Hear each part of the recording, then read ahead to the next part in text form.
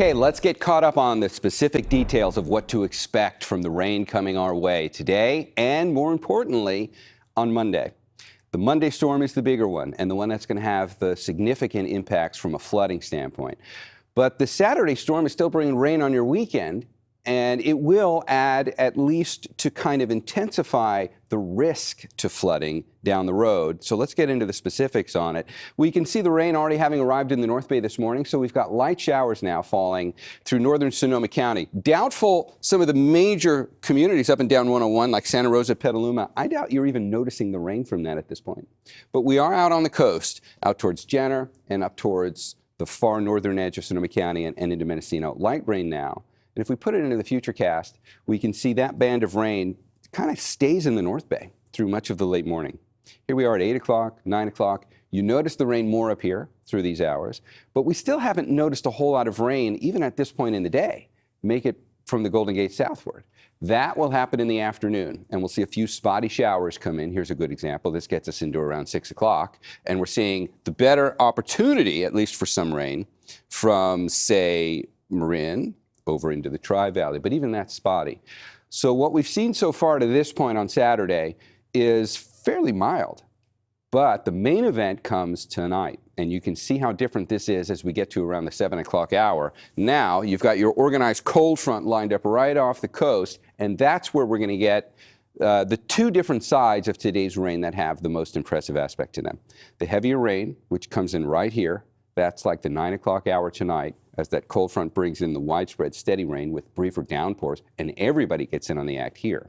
And this is also when the wind's going to pick up. This is when we're going to get those 40 to 50 mile an hour gusts.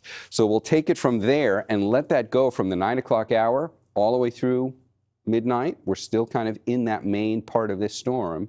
And then once we get to about 2, 3 o'clock in the morning, that'll turn off. The rainfall totals are going to look more impressive than what you might think from what we just saw, because in total, we'll pick up 1.5 inches in the North Bay today from that.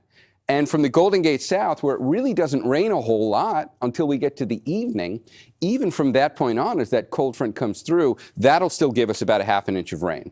On its own, fairly manageable storm, despite the fact that a wind advisory is still a significant issue. And I mean, we've got enough drought-stressed trees. We wouldn't necessarily need the water to be as saturated as it is to still have some concerns there. But if you look at the wind gusts from 30 miles an hour, we've been through worse than this with the last storm, but we still need to be on guard for the potential of downed trees from this one. And this is the late afternoon and early evening tonight. As the cold front comes in, wind's going to pick up. So the brighter the color on here shows you the afternoon and into the evening. That gets us to around 10 o'clock tonight. We've got 30 mile an hour gusts. It's likely we will get reports from this tonight of scattered down trees, maybe some broken limbs and that kind of thing, which brings its own risk as well. So that's the first storm. The wind advisory with that stays in effect until we get to 1 o'clock in the afternoon tomorrow. All right, let's move ahead, because Sunday, for the most part, you don't get rained on. Sunday's kind of like a day off, at least in terms of water falling from the sky. We'll still have the concerns of any residual minor streams and creeks which are approaching their banks throughout Sunday. But as we get into Monday, we see a very different storm. This one is more powerful than the one we're going to have today. This is the one that's really bringing the higher elevated concerns for flooding on a more widespread nature going into Monday night and Tuesday, and you can see why with just one glance at what this thing looks like on Monday morning.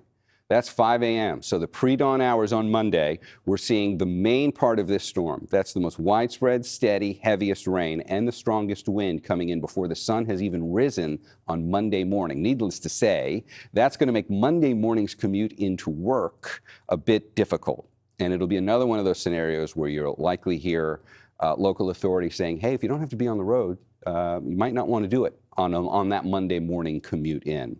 We get into Monday afternoon and we pass that initial stage of the cold front, but we're not done. We have to go to the longer range forecast to see how the rest of Monday plays out. And as we do that, there's still rain coming in late Monday into Tuesday morning, and we're not really done until Tuesday morning. So if we look at the totals for this is the accumulation of rainfall for Monday and Tuesday. That gives us perhaps about 2 inches, just a little over 2 inches of rain coming our way as we get into Monday and Tuesday for just that time period. That then gives us the higher degree of flooding concern. And that's really the primary focus for the flood watch, which doesn't expire until Tuesday at 4 o'clock. One of the things we're thinking about is the Russian River, the main stem of the Russian River as it goes through that canyon in Sonoma County towards Guerneville. The time goes along the bottom here. And as you can see, by the time we get into Monday and Tuesday, I know the writing's small, so I'll read it for you. That's Monday and Tuesday. This is the elevation of the river. Here's flood stage. At this point, we get there Monday night. So from Monday into Tuesday, we're likely looking at the Russian River going over banks as it approaches the communities through that canyon. Guerneville is obviously the one that comes to mind the most. And here's why we're not done after that. Because even though we've got enough to look at with the storm coming our way through Monday and Tuesday, I'm just going to give you a brief glimpse ahead to later in the week. This is Friday. Another system comes in. That gets us ahead a week from today. We're now looking at next Saturday. There's another system. And if we go even beyond that, you can see more. We're not going to take those too literally, but it's important to know what is still potential down the road, because for the last several weeks, these storms in those long-range models have pretty much held together and actually panned out. So in the 7-day forecast, it's the next 4 days that are all first alert days, and then we'll see things quiet down a bit for Wednesday and Thursday. But Devin, we know with everything coming our way through the early part of this week, we'll get through that. We'll keep you as informed as we are able to. And pretty much around the clock, but we're going to have to keep thinking about, well, what comes down the road with the next series of storms? You know, I've got a follow-up question about the map with the rainfall totals. It looked like about 2.5 inches in San Jose, which is impressive. What about a little bit further down south in Santa Cruz? Always a concern when you have a storm like this that works. We usually see them coming from the northwest and then go down the coast. It looks like from that point, usually, you know, like Monterey, Big Sur, big enough rainfall totals down there that they'll have impacts of their own. We've already got a road closure on Highway 1 just south of Big Sur. And as we get into the next 4 days, I think Big Sur is just as vulnerable as we are. More so for them to landslides than flooding, but still a primary concern.